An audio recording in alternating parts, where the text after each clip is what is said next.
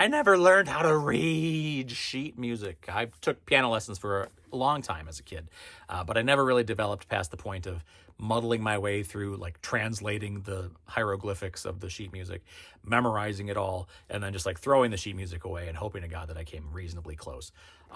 If you're looking for any sort of connection to my current version of imposter syndrome, it's probably that I just never actually felt like I was legitimately playing the piano. I was just kind of guessing.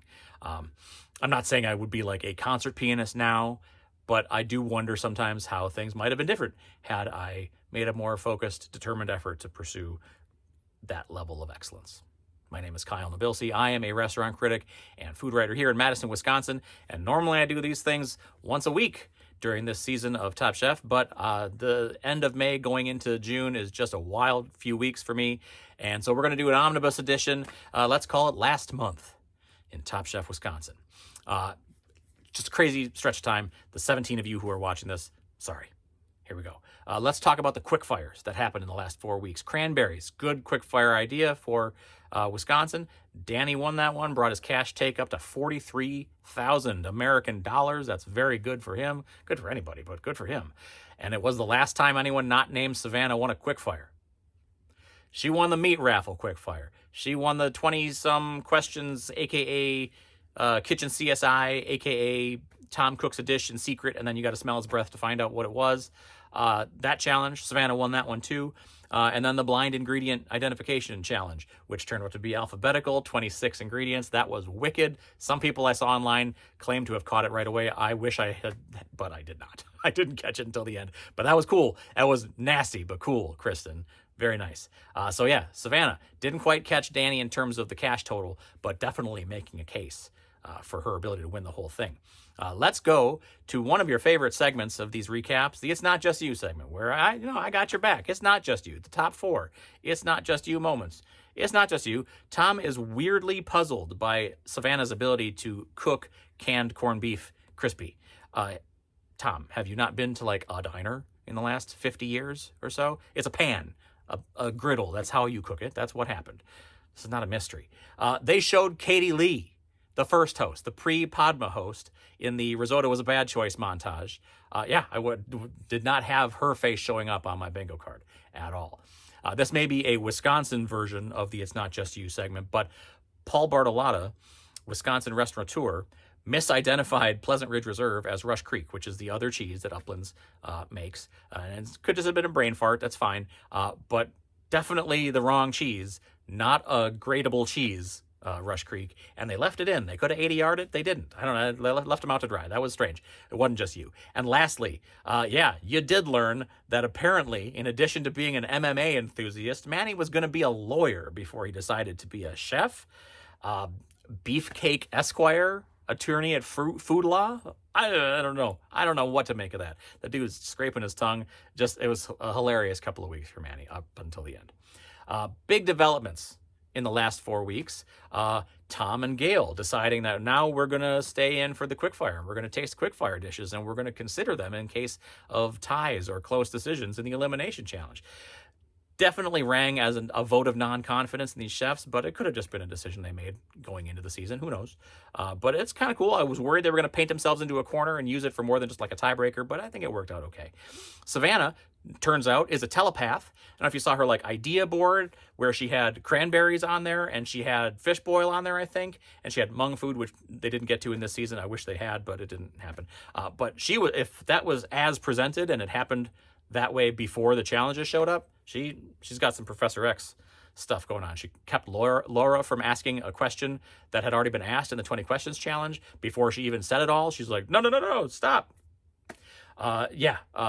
Predicting that Tom was going to be in the kitchen cooking before they got in there during the CSI quickfire challenge. She's got it. She's got it going on. Danny's swagger is rising to the point that he was actually throwing chit chat in the kitchen at Laura. In spite of the massive stink eye he gave nobody in particular when she showed back up after winning the second half of Last Chance Kitchen and coming back into the competition. He's feeling good. He's feeling his oats. He's doing all right. And we had some dish inventions even, varying degrees of legitimacy anyway. Savannah did this jelly cake thing in the Indigenous Food Challenge, which everybody loved. That was pretty cool. Danny made what Tom described as a watermelon A1. which Danny agreed with. As someone who loves both watermelon and A1, I'm very intrigued by that. Tom's eyes were popping. Savannah's 15-year cheddar Caesar thing, also from the same challenge, definitely cool. That won some kudos, especially from Bartolotta. And Dan's Puffin. It's a pita crossed with an English muffin, apparently. It looked like an arepa. It was an arepa, but there was some degree of, oh, that's kind of new from the judges. So, okay, it was kind of new. But we're going to move on now, speaking of our boy Dan, to 4 peak Wisconsin moments all around Dan, our boy Dan of Milwaukee. My wife calls him spit, he says, about foams, culinary foams. I can hear an uncle somewhere in the Fox Valley saying that about foams on TV. Having worked in Door County and hating fish boils. Boy, he was rough on Torch the Fish Boil Master, which was, by the way, his title, not the command, Dan. Jeez, take it easy on the guy. Multiple instances of Dan always being the one when they hit the stew room after the challenge to suggest a beer. Love it. Peak Wisconsin, Dan. Honorable mention here would have gone to Savannah's cheddar cheese Caesar thing, but I don't even know where Curacao is, because now it's time for the How's Dan Doing segment, where we check in on the lone Wisconsin chef testant. That's Dan Jacobs of Dan and Esther Ave, Milwaukee, Wisconsin. How is Dan doing? He's in the finale. Baby, he's in the finale. Well, he's in the finale location. He's on a boat. Was on a boat somewhere in the Caribbean. This is great. Looked back at the numbers of how many times home staters have made it to the finale location in their season, where their season takes place in their state where they are currently operating. It has happened 8 times. 8 times. Of that, there was 1 that made it to the finale location and then got the boot, which is rough. 4 were runners-up, and 3 won it all. The last time someone won it all was season 17. Otherwise, it was seasons 4 and 9. So Dan's doing great. He's in the, somewhat rarefied air, and the farther he gets, the more rarefied it gets.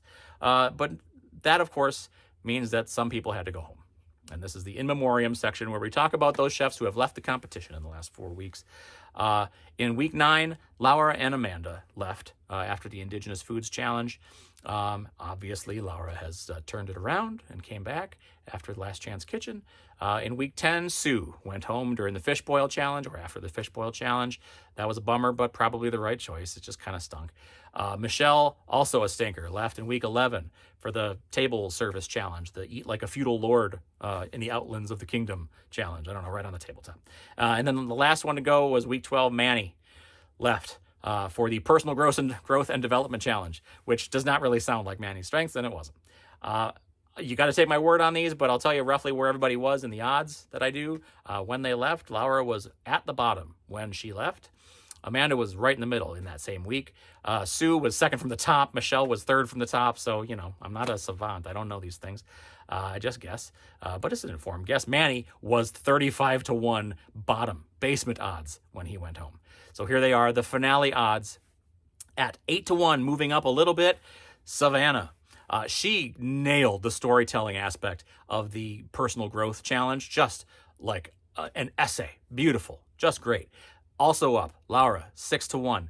She had some construction that was brilliant and beautiful in the tabletop thing with her dessert. Reminded me a lot of my meal at Alinea with the big dessert course they do on the tabletop there. Just really gorgeous stuff. Dan sliding down a little bit. Also, even with Laura at 6-1. He's got great creativity and skill. The sun chokes thing that he did with sunflower, the sunflower choke, man. But his clarity, he's got to sharpen the pencil. It can be a liability. And at the top, hanging on, but sliding down just a little bit to the back of the, back to the pack, a little Danny. Also holding strong at 4-1. He's got the precision of a surgeon. His plating is gorgeous. He's got deep skill sets all over the board. It was kind of stunning how bad he was at the blind ingredient challenge, and he acknowledged that he was not going to be great at it, but that was a surprise. He needs to focus on the diner and the sort of the food outside of how it exists in his head. If he can do that and really continue to stick the landing on his plating and on his composition and on his combinations, it's his. He's the prohibitive favorite right now. Maybe not prohibitive, but a deep favorite for me right now. But man, would I love to see our boy Dan do it. It's happening right now. I hope I don't get my heart broken when I find out the episode tomorrow. It's Top Chef. Yay.